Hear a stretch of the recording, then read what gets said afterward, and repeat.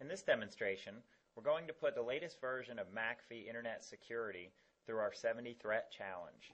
As always, we use default program settings. We install the program just as a normal user would without any settings modifications. I'll go through and show you here that everything is fully enabled and turned on. Let me give it an update here just to make sure it has the latest definitions. And it's updating down here at the bottom right.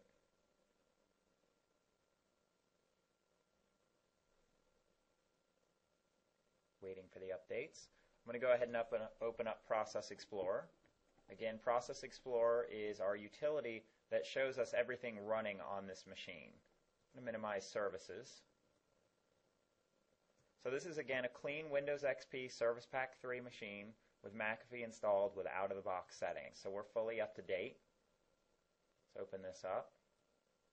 You can see we're protected. Again, all the settings are default. Let's close this out. Let's get started.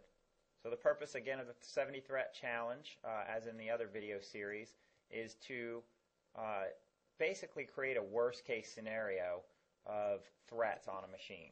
So we're going to go through each one of these 70 threats and execute every single one of them.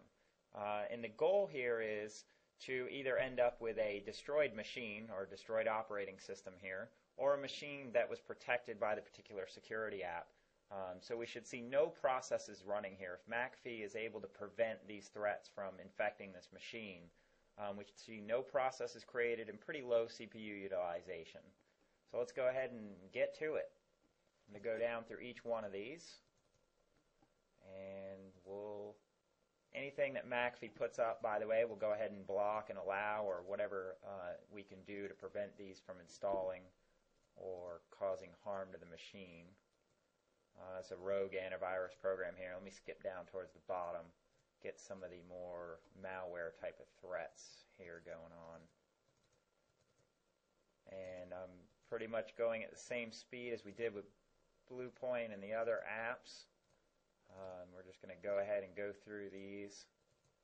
As you can see, we've got a pretty good amount of Process Explorer activity indicating that this machine's actually being infected in real time here. No alerts, surprisingly, from McAfee yet. Oh, there we go. Spoke too soon.